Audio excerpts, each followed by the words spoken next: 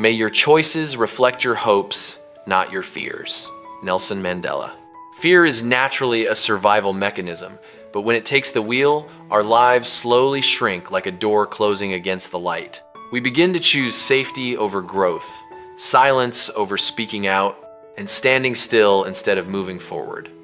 In that state, the mind is like a room with enough oxygen to exist, but not enough to truly live. Hope is a subtle yet potent energy. It does not deny risk. Rather, it gives us a reason to step through it. It is this faith that expands our awareness, allowing us to see opportunities where others see only limits. Hope is not idle daydreaming. It is a courageous act of choosing the uncertain, simply because it has the potential to become beautiful. Humanity is often caught between two opposing forces, a fear that makes us withdraw and a hope that urges us to reach out. Every choice, however small, is a vote for the person we are becoming. If we constantly choose from fear, we inadvertently train our minds to believe that the world is a dangerous place. But if we choose from hope, we are gradually reprogramming ourselves to see life as a space for exploration, not for hiding. Living is not about eliminating fear, but about not letting it make our decisions for us. Let hope be the lantern in your hand. Though its light may be small, it is enough to guide you through the darkness. And in each of those choices, we do not just change our lives, we redefine our very selves. I can't change the direction of the wind, but I can adjust my sails to always reach my destination. Jimmy Dean.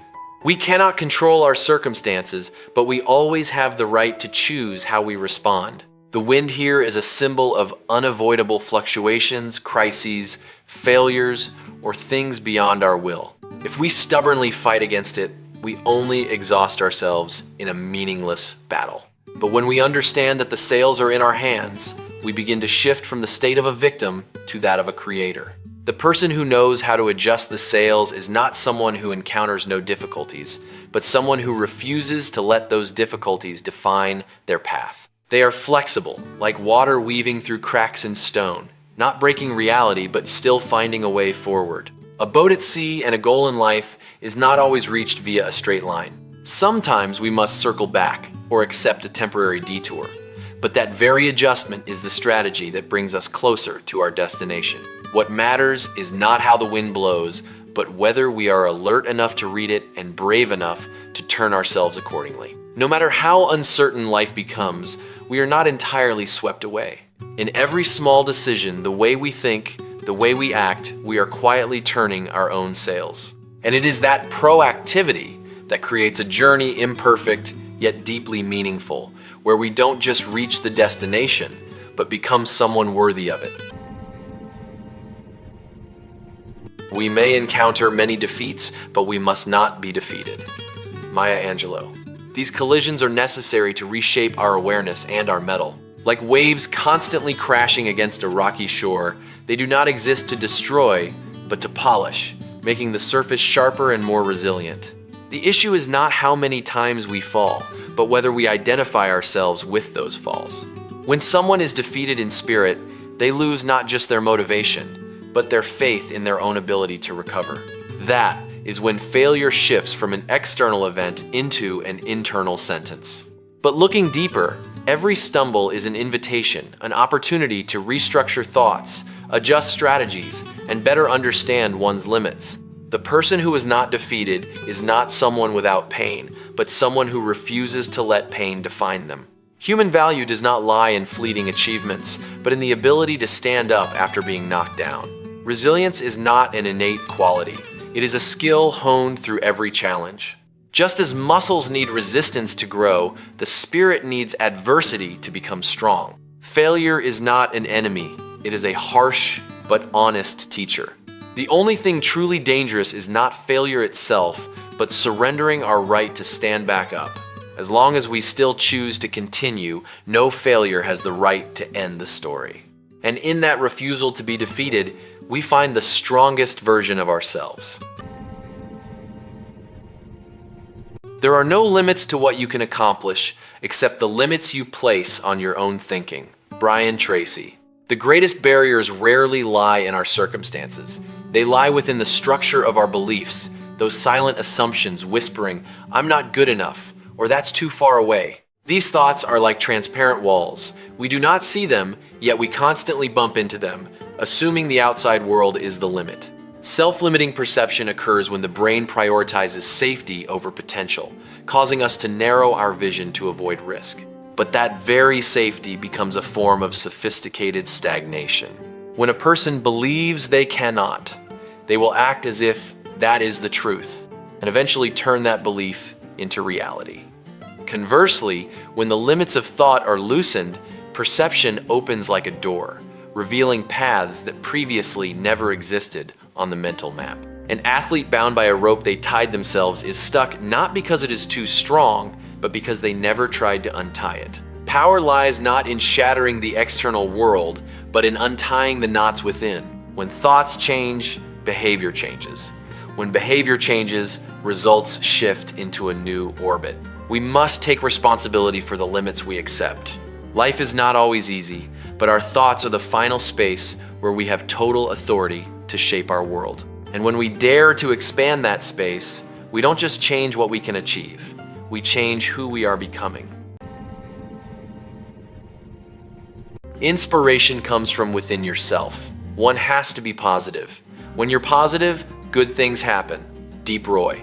Many people wait for inspiration like waiting for a favorable wind, but in truth, inspiration is like a smoldering fire within. If you don't kindle it yourself, it will remain cold ash. Optimism, in this context, is not the denial of hardship, but a cognitive choice choosing to see the possibility within the imperfect. When a person maintains a state of optimism, the brain begins to filter reality toward the positive. They recognize opportunities faster, recover from failure better, and dare to act even without guarantees. Conversely, pessimism is not just an emotion, but a restrictive mechanism that makes the world feel cramped, stifling motivation and paralyzing the will. Optimism, therefore, is not a luxury, but a sophisticated survival strategy for the spirit. It is a portable light source. When it is bright enough inside, there is no need to wait for external light to see the way. And that light, over time, attracts its likeness, opportunities, people, and circumstances that match the internal state they carry. Not because the universe shows favoritism, but because they have positioned themselves to recognize and seize the good. The quality of life is determined not just by what happens, but by how we interpret what happened. When we choose optimism, we do not immediately change the world, but we change the lens through which we view it. And that change triggers a chain reaction from thought to action to result, making good things no longer a coincidence, but a natural consequence of a properly nurtured inner self. Optimism is the faith that leads to achievement. Nothing can be done without hope and confidence. Helen Keller. Optimism is not an unconditional smile in the face of adversity. It is a structured belief, the belief that one's efforts matter, that the future can be improved, and that one has the power to influence the outcome. When this belief is present, it acts as an invisible engine, driving action even when the road ahead is blurred. Hope is the fuel, while confidence is the steering system. Hope gives us a reason to start, and confidence helps us continue when we hit obstacles. If either is missing, the journey quickly falls into paralysis. Without hope, we see no reason to try. Without confidence, we don't believe we can reach the end. Optimism, then, is the exquisite combination of both a state of mind that simultaneously opens up possibilities and strengthens our resolve. Like a climber in thick fog. They cannot see the peak, but they keep walking because they believe the peak exists, hope, and believe their legs are strong enough to get there, confidence. It is this dual faith that helps them overcome fatigue and the moments they want to quit. Conversely, if they lose that faith, they will sit down mid-slope not because they can't go on, but because they no longer have a reason to. Success does not begin with favorable circumstances, but with the right inner state. Optimism does not guarantee that everything will be easy, but it guarantees that we will not give up easily. In a world where most failure comes from stopping too soon, Hope and confidence become the silent competitive advantages that help people go further, endure longer, and ultimately reach what others never believed enough to pursue. Develop an attitude of gratitude. Say thank you to everyone you meet for everything they do for you. Brian Tracy. Shift from focusing on what is missing to recognizing what is present. When a person truly lives in a state of gratitude, they no longer see the world as a place that owes them something, but as a flow where every interaction carries value, however small. An attitude of gratitude acts as a refined filter, helping the mind prioritize recording the positive. This is not self-delusion. It is a way to rebalance the brain's natural tendency to lean toward negativity for survival. When we actively say thank you, we are strengthening social connections and simultaneously sending a signal back to ourselves, I am enough. And that feeling of abundance is the foundation of inner peace.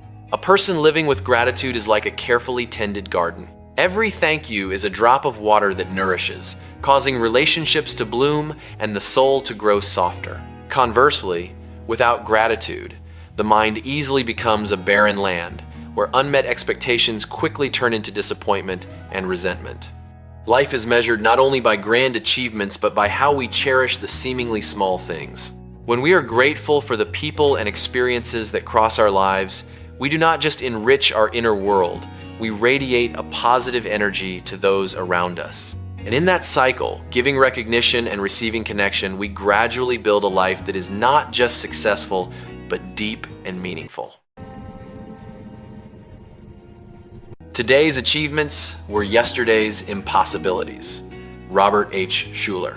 What we once deemed impossible was not truly beyond our reach, but rather because at that time, our minds were not yet wide enough to contain it. Perception, like an invisible frame, shapes what we consider possible. And when that frame is narrow, every big dream is distorted into a delusion. Humans often evaluate the future using the data of the present, leading to a form of cognitive conservatism where we unconsciously limit our potential simply because we haven't seen it happen before. But in the history of every individual, as in the history of humanity, the greatest leaps always begin with ideas once considered absurd.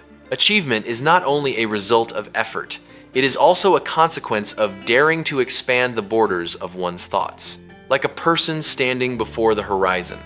Yesterday, they saw that horizon as the final limit. But as they step forward, the horizon recedes, revealing new lands that previously did not exist in their awareness. This reveals an interesting paradox. Limits do not lie in the world, but in the gap between the world and how we perceive it. If the great things of today were the impossibilities of yesterday, then the impossibilities of today may well be the reality of tomorrow. Instead of rushing to dismiss grand ideas, we must learn to harbor them as seeds that have yet to sprout. For it is in the ability to believe in what does not yet exist that humans truly open the door to turning the impossible into the obvious. For every reason it's not possible, there are hundreds of people who have faced the same circumstances and succeeded. Jack Canfield. Humans are very good at creating excuses, logical stories to explain why they cannot move forward. But the remarkable thing is, most of those reasons are not absolute truths, but merely defensive interpretations that help us avoid facing risk and the fear of failure. When we believe our circumstances are uniquely difficult, we inadvertently build a psychological shield that protects the ego while limiting the self. The existence of those who succeeded in similar circumstances is like a mirror we cannot avoid. It shatters the illusion that obstacles are insurmountable and forces us to face a less comfortable truth. The problem lies not entirely in the circumstances, but in how we react to them. This does not deny the difficulty, but it shifts the focus from why not to how. When we realize that others have done it, the brain begins to restructure its beliefs. A new possibility appears in our consciousness. If they could do it, so can I. That moment creates a subtle yet powerful shift from helplessness to proactivity. Action is no longer a distant thing, but becomes a grounded choice. A trail through a dense forest. When no one has passed, you look in and see only thick trees, thinking there is no way. But when you see the footprints of others, you realize that path is not imaginary, it exists. It only requires enough courage to follow. Circumstances may influence, but they do not decide. And in the moment we stop using reasons to protect our procrastination, we begin to step into the space of possibility, where success is no longer the privilege of a few, but the result for those persistent enough not to stop at an explanation. I learned this, at least by my experiment, that if one advances confidently in the direction of his dreams and endeavors to live the life which he has imagined, he will meet with a success unexpected in common hours. Henry David Thoreau. Accept the uncertainty, yet choose to act anyway. That choice creates a silent momentum, pulling reality closer to the vision that once only existed in the imagination. When a person lives in the direction of their dreams, they begin to synchronize their thoughts, emotions, and actions. This consistency creates a form of internal momentum. The further they go, the clearer the road. The more they do, the better they understand themselves. Conversely, when living far from their dreams, humans easily fall into a state of fragmentation, thinking one thing, doing another, resulting in a nameless sense of emptiness. Unexpected success is not a sudden miracle, but the cumulative consequence of consistent steps taken in a meaningful direction. Like a builder constructing a bridge while crossing the abyss. They do not wait for the bridge to be finished to walk. Each step is a span being laid down. Initially, it may be precarious, but over time, the path becomes solid not because it was always there, but because they persisted in creating it. When a person dares to live the life they once imagined, they don't just change the external outcome, they redefine their self-worth from within. And through that process, they realize something vital. The greatest success is not achieving what you dreamed of, but becoming the person brave enough to pursue it to the very end.